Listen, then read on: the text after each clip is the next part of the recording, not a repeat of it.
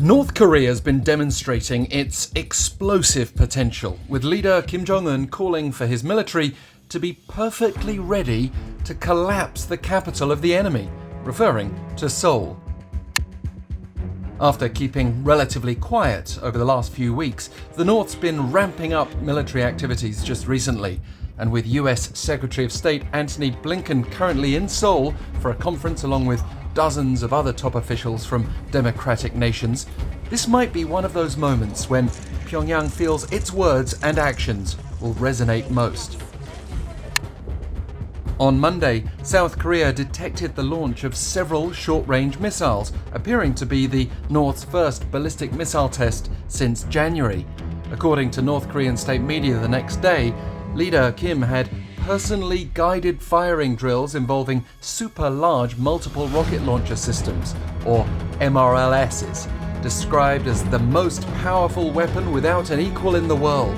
Based on these images and the North's report, Kim watched intently as soldiers fired massive shells which flew to the target with the flame of annihilating the enemy.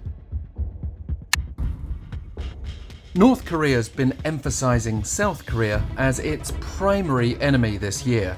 During this latest example of military guidance by Kim, he was quoted as saying, "The destructive, offensive means possessed by our army should more thoroughly fulfill their missions to block and suppress the possibility of war with the constant perfect preparedness to collapse the capital of the enemy and the structure of its military forces."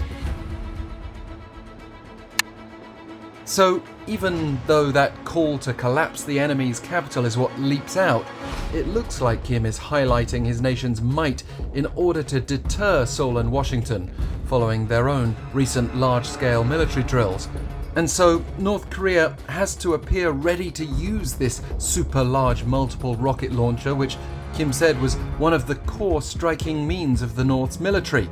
He added that it's necessary to further impress upon the enemies that if an armed conflict and a war break out, they can never avoid disastrous consequences.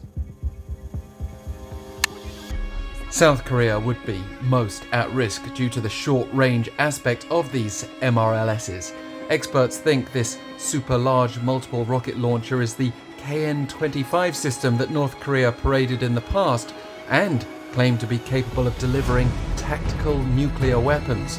These weapons can be carried on tracked or wheeled launchers, weigh some 3 tons, are 8.2 meters long, and have a range of up to 400 kilometers.